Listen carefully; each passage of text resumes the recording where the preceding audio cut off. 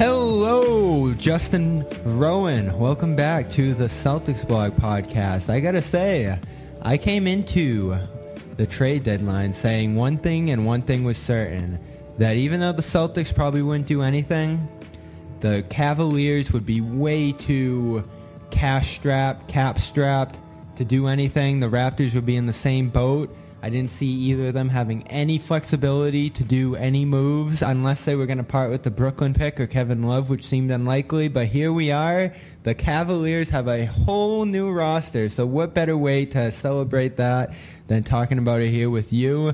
We all saw the deals flying through on the screen as Woj blew up the Twitter feed around 12 o'clock my time. What was going through your mind when you saw these moves come through? Well, at first I was a little frustrated with the Lakers trade. I thought that the Cavs gave up too much for that return. I do like the pieces they got back individually, and Isaiah Thomas was a cancer to the point that you just had to dump him no matter what it was for. Mm-hmm. If they couldn't find a trade, I would have advocated buying him out. But at the end of the day, when you look at the net return on what they traded out and what they received, it's hard to not be happy with this. I feel like it's a good middle ground for the team. They got a lot younger, more athletic, longer, guys that are much better defensively than the players they're replacing. So it certainly is a big shift for the Cavs, and it's going to be interesting to see just how this team gels, because as you said, this is a totally different roster than it was just 24 hours ago.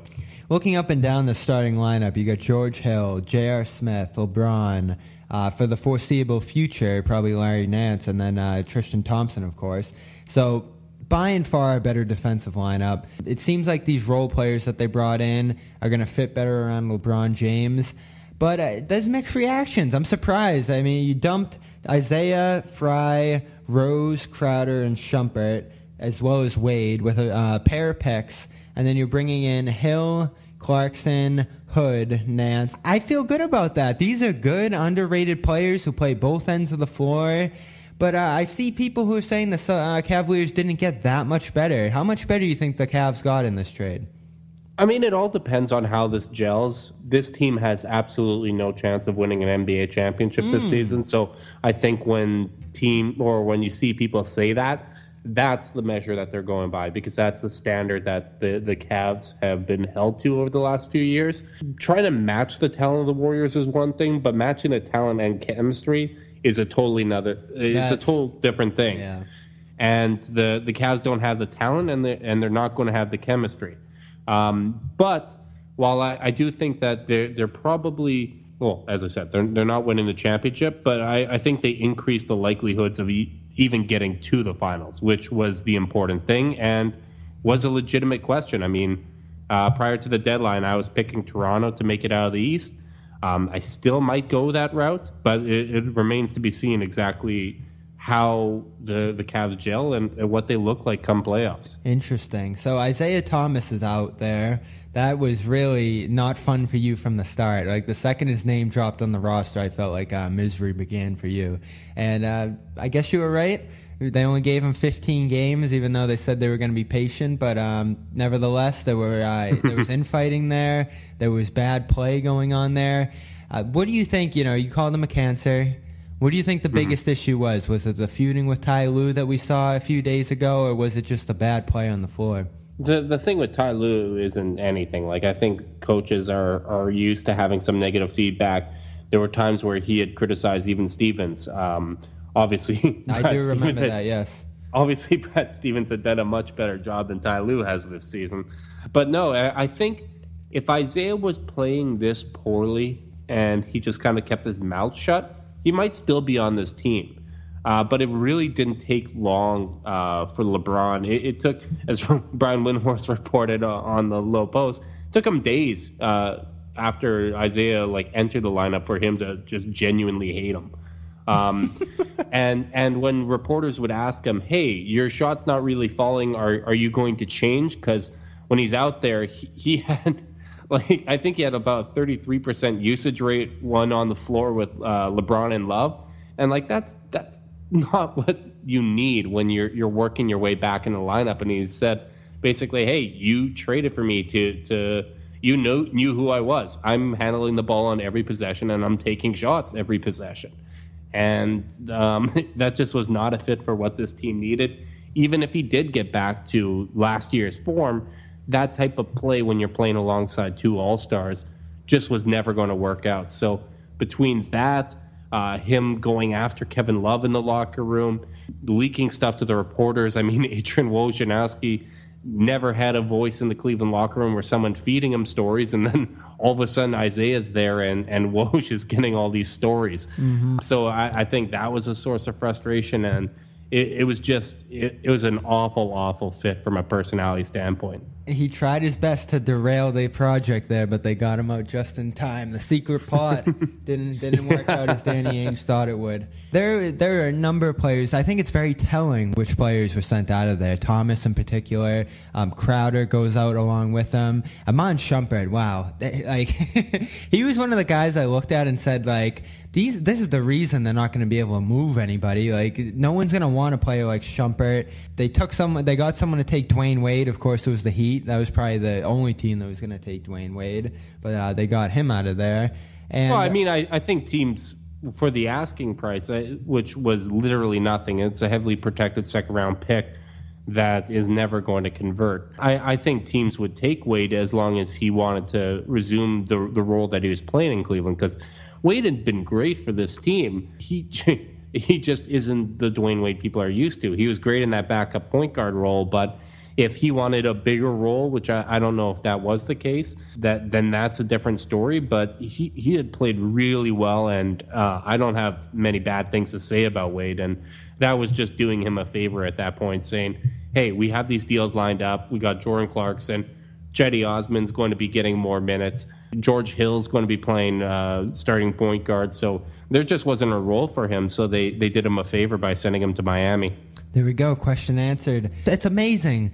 I'm just going to say this real quick before we get on to the next topic. Like, it is amazing how LeBron James teams just find a way to shake up the roster. Like, he will find suitors for these guys. He will find a way to make things change. Like, every single year I look at his teams and say, like, there's no way they're going to be able to shake this up. And then the whole roster changes. Like, this was the most trades on one deadline day since his team did it in 2008.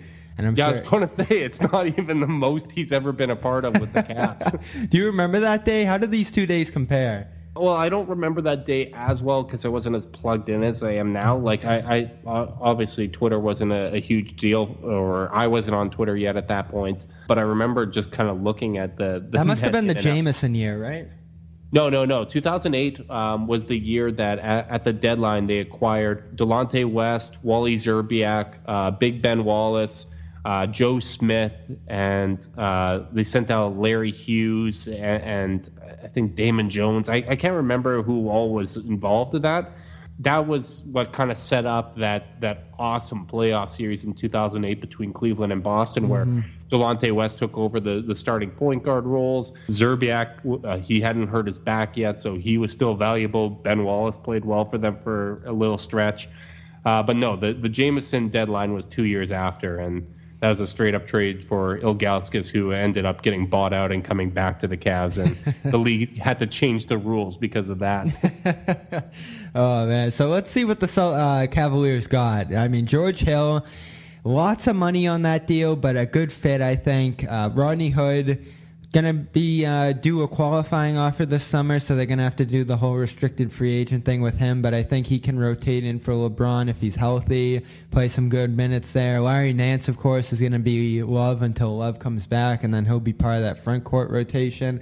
How do you think these pieces fit in? They certainly are not the worst team in the NBA defensively anymore. That backcourt, I think, is actually very quality defensively right now. And then the front court should at least be able, as long as LeBron's playing at a 50% rate at least. What do you think of the makeup of this team now? You said they weren't going to compete with the Warriors. I think they at least now have the lineups to actually be able to play that game. Oh, absolutely. And I think this sets them up better for the future as well, because they kept that Brooklyn pick, which right now is tied for fifth best lotto odds and I think a game and a half out of best lotto odds. And the Nets have been the second worst team over the last 18 games in terms of net rating. But yeah, they got a lot longer. George Hill, as you said, that's a great fit defensively. Larry Nance, I think he's going to play a lot of small ball 5 with the second unit, kind of that pace and space lineups. Oh, he's going to be great with LeBron. He is going to be fantastic. Yeah, I mean, as long as you surround those two with shooters, that's pretty dynamic. Actually, Mike Zavanago, I'm butchering his last name, and I apologize for that, but on Fear the Sword, he wrote kind of a piece on how Nance fits, and he's not a great rim protector at all. He gets a little jumpy on defense, but he leads all big men in steal rate. He's an elite offensive rebounder, one of the best finishers in transition in the NBA. Those are things that are all very positive, and his transition defense is very good as well, which was an area where the Cavs were just god-awful and like unimaginably bad. So that obviously improves. Rodney Hood, you'd like to see a little more consistency out of him on the defensive end, but still a lot better than what they currently had. 6'9" shooting guard, that's length that you want to have. Jordan Clarkson's going to bring them scoring off the bench, fit the role that probably would have been best suited for Isaiah Thomas, and he's probably going to do it at a higher level than Thomas would this year. So I think they got a lot better. The big question now is just what Kevin Love are you getting back when he's coming back just weeks before the playoffs, and how the team's going to gel, one, after the All-Star break and once all these guys are worked into the lineup, and then again we're trying to adjust on the fly when Kevin Love comes back. I'm not so much worried about gelling because I think these are guys who are used to playing role player roles, and that only becomes easier around James. So I'm not, I saw Snotty Drippin and others saying on Twitter that they're concerned about the amount of time that's left until the playoffs. I'm not so much. It's still LeBron. It's still the Cavaliers, and Kevin Love will be back by that time. And they had zero chemistry before the trade deadline, so it's not like they scrapped anything that was good. Even if it's zero, it's better than negative. I'm almost wildly impressed with what they were able to pull off. Kobe Altman really just made a name for himself at this deadline, making a lot out of nothing. And I'm wildly impressed with what they've been able to do with the roster in the context of this year. And I think they're the prohibitive favorites out of the East again. That's going to be tough for Celtics people to hear, but this team is very well constructed for what LeBron needs at this moment. My big question is, what does this mean for them going forward? Because if, like you said, their ceiling on this team is only just the finals and losing again, I'd be concerned. How does this change your vision of whether LeBron stays or leaves? Because if he leaves, I know you get the Brooklyn pick, but there's a lot of long-term money you don't want to deal with these players if LeBron is not here. Yeah, I mean, if he does leave, obviously it becomes a teardown. You try to flip Kevin Love for some long-term assets. But will LeBron stay? I think he is. Really? From everything I've heard, he was ecstatic with how yesterday went.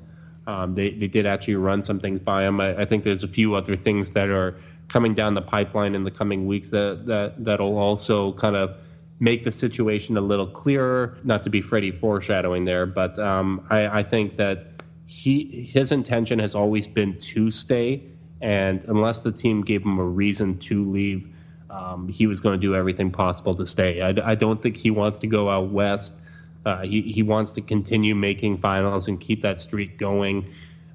It'll be interesting to see what the Cavs do in the summer with the draft coming up. Like as much as it'd be exciting to add one of those kind of 6 great prospects in this year's draft, because those are the top 6 to me are guys that I'm really excited about, and any of them would be great. I wouldn't be surprised to see the Cavs use the Brooklyn pick on draft night, similar to how Minnesota did in acquiring Jimmy Butler, and using that to fill a need, whether it be a Rich Paul client and John Wall, where there's tensions in Washington and publicly feuding with teammates, or if it's a deal for someone like Kemba Walker, which I don't know if would be the number one thing that they'd be trying to do, or someone like CJ McCollum. Like I think that the names and the targets that they wanted to go after weren't available at the deadline, and that's something that they're going to explore on draft night. So I think there's a lot of options here, and there just isn't a clear path for him to go to another team and form a new super team. Like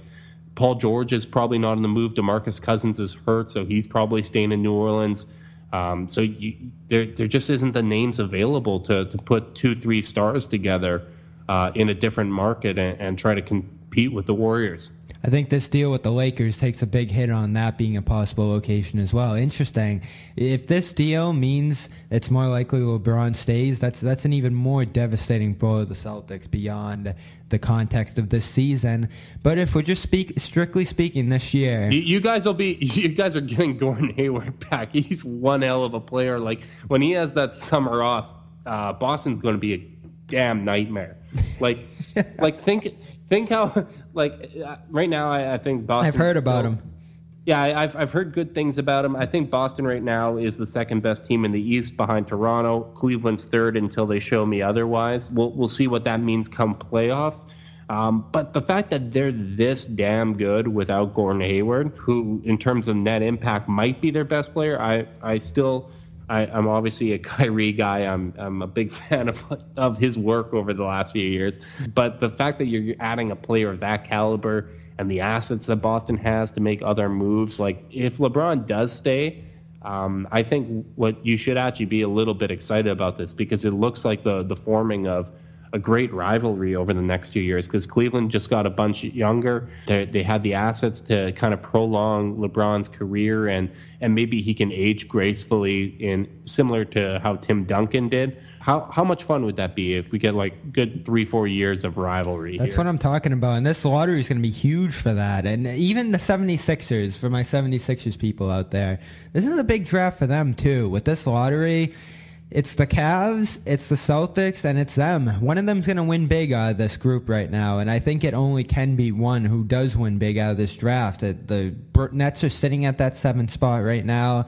Lakers are up to 11, so that's good for Philly. Tied in the 5th spot in terms of games back. I'm just reading what I see on the screen right here. Come on.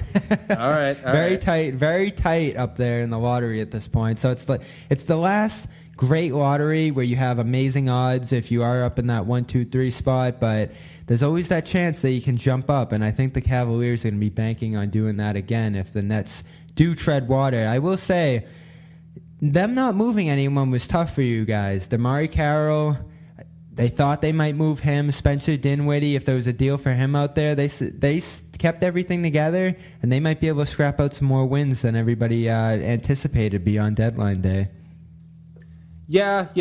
I mean, the best news there, losing Tyler Zeller for nothing kind of hurts them a little bit, but that's not the end of the world. Jahlil Okafor, if he's getting more minutes, that's going to hurt them. And the blessing is D'Angelo Russell's back. And the Nets are just so much worse with Russell on the floor, especially with the emergence of Dinwiddie. So as long as they're taking possessions out of his hands, it makes me feel a lot better. And basically, as I said, since Russell came back, the Nets have just been a total nightmare. So I hope that continues. Their schedule is pretty tough. Outside of the Chicago game, they're playing teams with better records than them and playoff teams. So February, there's a legitimate chance that they don't win a game. So I know you know how painful it is to box score watch the Nets every night. And I would have loved for a star player to be available so that I'd be that burden would be off my shoulders. But that just didn't come to fruition. And I'm very happy that the Cavs didn't sell low on the Nets pick with no names being available. Well, we got a big game coming up Sunday, Cavaliers, Celtics. If anybody's looking for tickets, I think the place to go is by and far SeatGeek. SeatGeek makes buying tickets to sports and concerts that can often be a complicated and confusing thing so simple. You just open up the app right on your phone, look across all the seats in the stands. They give you a green if it's good, red if it's bad. Doesn't get any easier than that. That's universal right there. So you're going to find the best seats at the best prices, fully guaranteed. And there's nothing quite like seeing the Cavaliers and the Celtics on Paul Pierce night. So go over to SeatGeek. I got the SeatGeek app right on my phone. Every time I want to get tickets, it's the first place I go, and I can instantly find the seats I want. So it saves money, time, get more bang for your buck, and if you've never used it before, my listeners are going to get $20 off their first purchase. Just download the SeatGeek app and enter promo code Garden Report. That's one word, Garden Report. Today, promo code Garden Report for $20 off your first SeatGeek purchase. Cavaliers Celtics is exciting on Sunday, Justin. But before we get out of here, I want to talk to you about the Raptors, who you seem to think are still big-time favorites in the East. Or not big-time, maybe just slight favorites in the East. Right. They are good. They are good. I think perception's killing them. I talk about perception a lot. We get these visions of what players are and what teams are over a course of a few years. And a team like the Raptors that really didn't change much isn't going to get the benefit of the doubt of being any different. But this year they are. They play great defense, amazing offense, top 3 offense in the league. And they are deep. The Celtics just played them the other day, and the bench that the Raptors have made the difference in that game. They've drafted well. They have flipped the system upside down. They're spreading. They're motioning out. Jonas Valanciunas is shooting threes. DeMar DeRozan is shooting threes. I like what I see there. So from a Celtics perspective, I think people know what to look for now that we've seen those two teams play. How do you think the Cavaliers match up with them? I think that they took a step in the right direction when it comes to how they match up against Toronto, because what's worked in the past is trapping the hell out of Lowry and DeRozan and forcing other guys to make decisions. The problem is the Raptors, I think the last 2 years, they were like 29th and 30th in like total team passes. Like, it was remarkable that they had an offense as good as they did without moving the basketball. But that's completely changed this year. You have all these other guys that can initiate the offense. Fred VanVleet, DeLon Wright. DeLon Wright, my God, that he has some of the best hands in the NBA. Like, he's just so long, he can switch. He doesn't turn the ball over. And they just have a lot more basketball IQ than they've had in past years. So I think adding length is really important, and it's going to help them match up better against Toronto. But, I mean, they're a top 5 team, both offensively and defensively, when it comes to their efficiency. And this is a different basketball team. They're smarter, they're longer, they're deeper, and they're playing better basketball. So I know a lot of the names at the top are the same, but they've really done a good job using the G League, developing guys, and those guys are stepping up now. And you're Canadian, as some people know. I want to ask you before we go, what do you think? How do you think the Raptors Finals would be for the NBA? Like, I know, when the Spurs are in there, great team, but doesn't draw a lot of interest. How do you think Canada would react to a Finals Raptors team, or even just the general NBA audience in general? Would changing it up from LeBron have a positive or negative impact, you think? I definitely think it would be a rallying point. I think a lot of people up here just would love to see Toronto on that stage. There is like right now they're more of an Ontario team, like within their province. That's where you see a lot of the attention in Toronto. Outside of there, you see more support for other teams, because Toronto's kind of like the New York of Canada. Like, there's a superiority complex that makes it tough for the rest of the country to relate. But I still think it'd be something that they'd rally behind, similar to how the country rallied behind the Blue Jays when they're good in baseball. And I do think it would be very positive, especially if they do beat a Cavs team. Like, beating LeBron in the playoffs, going to the finals, even if they get smoked by the Warriors, which they likely would, that'd be a big time achievement for that franchise. Let's see what happens. Raptors, Cavaliers, Celtics, big race to the finish coming, and Justin Rowan's here to let us know all about the Cavs and Canada. You can follow him on Twitter at CavsNada, and he will continue to be a regular here on this show, I'm sure, as long as the Cavaliers and Celtics are both good. Unfortunately for you, Justin, if LeBron leaves, we're probably never talking to you again, but I'm sure you'll enjoy the times you were on here in the meantime. Thank you, man. No problem. Thanks for having me on. And that is our show for today. Big episode coming on Sunday morning, right before Celtics and Cavaliers. We're going to have Mike Petrelli and a special guest back on to talk about Paul Pierce's career and reminisce on the good old days of then from 1998 until 2013. So that is going to be a can't-miss episode here. I'm Bobby Manning for Justin Rowan and all of CLNS Media and CelticsBlog. Thanks for being here with us, and we will see you for that episode.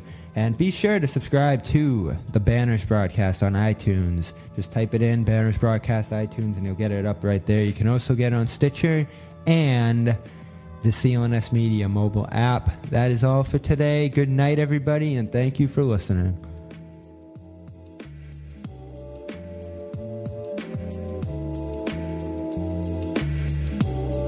Reunion Arena in Dallas, where the Mavs and Lakers are playing tonight, was built in 1980. Now, you couldn't ask for a better facility. It's easily accessible, has all the comforts of a theater, and there isn't a bad seat in the house.